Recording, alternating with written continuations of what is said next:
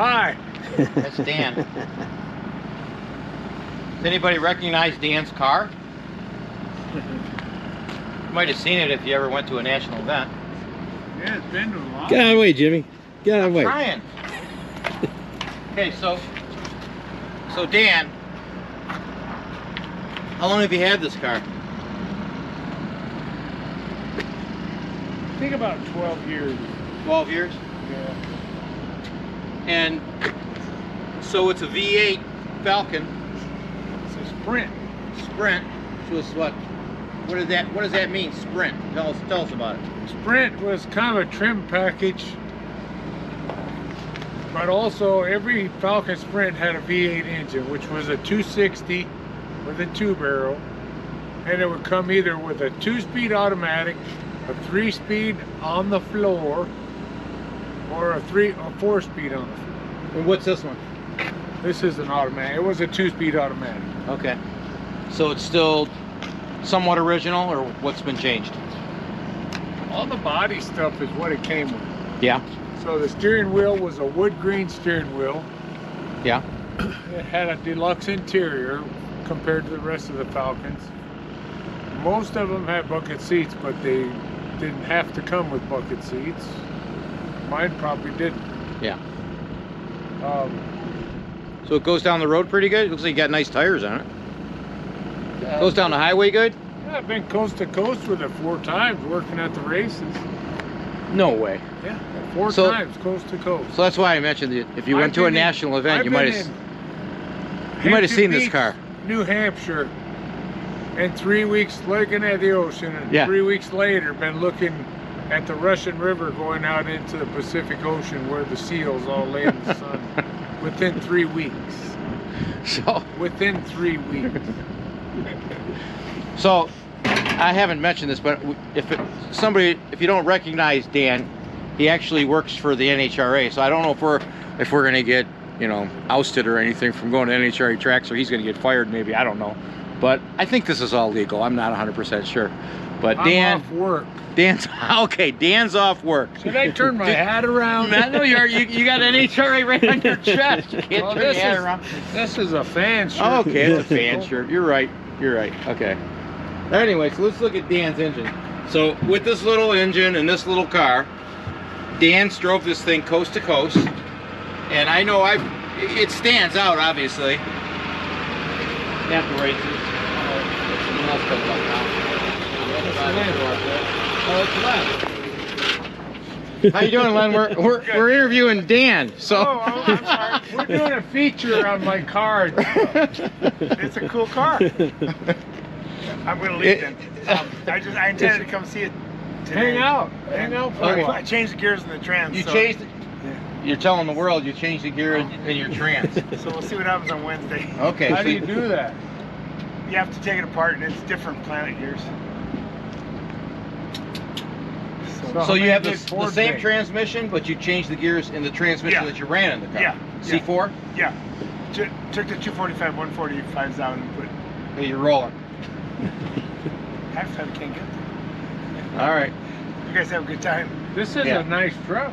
This You is know, a our nice- other one blew up. We another- bought this from Bill Nelson's friend. 70,000 miles. It's a 94. 94. Yep. Well, so again, for you folks that are jealous of the West Coast, this is your reason why. See you guys. All right. See you on Wednesday. All right. Yeah. Okay. Little stick? Nice. Okay. So in the middle of looking at Dan's patinaed Falcon, we got Len Schneider bombed our interview.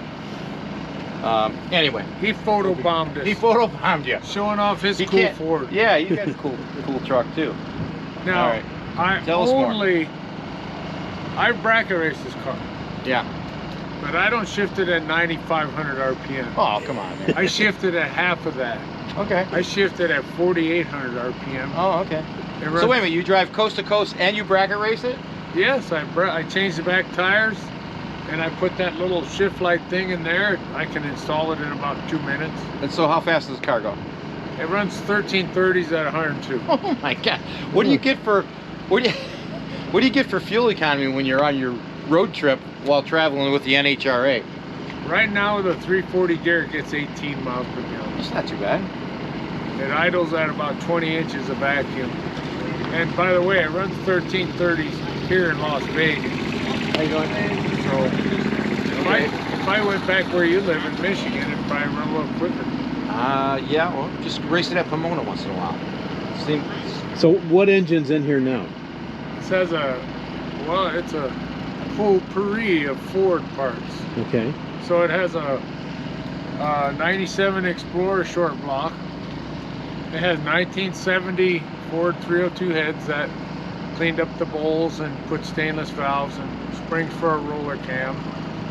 And just regular stuff. Has Doug's headers, tri-Y headers, and smallest comp cam hydraulic roller that they make. Yeah. And a Jegs intake and a Summit carburetor. Oh, and by the way, thanks Steve Williams, K&N air filter. There you go. Very good. All right. Well, I mean, I think about creature comfort though. I mean, air conditioning, no. The heat, okay. What about when it's raining? If you turn your attention here, yeah.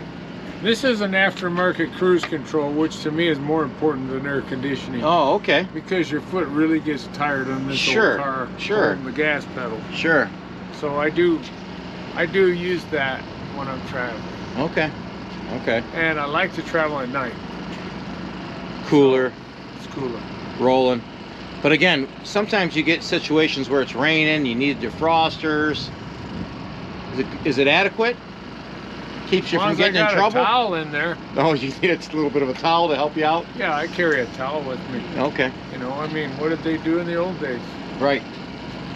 Right. So, yeah. And like I say, I've been cross country 4 times with it. Coast to coast. Yeah. And 3 of the times I didn't know if I'd get 100 miles. One of the times I had the heads off 11 o'clock at night. Oh, no. Before I left.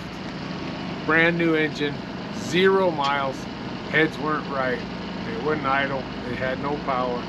Took the heads off, put different heads on, had to call all my friends, get push rods that were the right length, and took off. So you live near this track right here, correct? 2 hours away. Okay. Kingman, Arizona. Okay, you're in Kingman. All right. But correct me if I'm wrong. You weren't always from Kingman, Arizona. No, I was born in Detroit, and I grew up in Newport, Michigan. Newport, Michigan? You know we're in Carlton, Michigan. My grandmother was born and raised in Carlton, Michigan.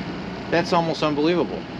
On Exeter Road, down by St. Pat's Church. Oh, yeah. Whoa. We were there for a first fish fry here a few weeks back. Oh, yeah? Night During Lent. Columbus, or what? Yeah, no, St. Pat's. Yeah. They had fish fries on Friday nights during Lent.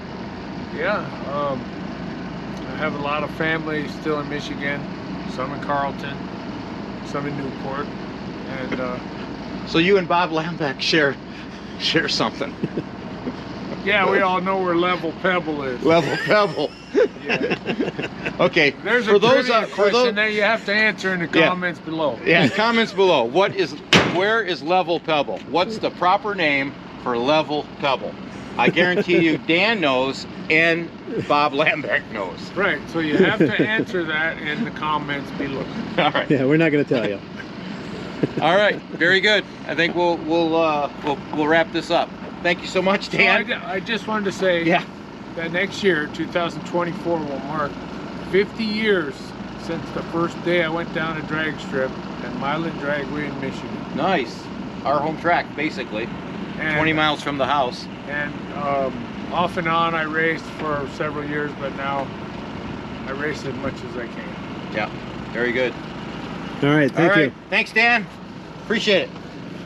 And it's my 21st year working for the National Hot Rod Association. There you go. There you go. Get it right. We don't want no trouble from the NHRA.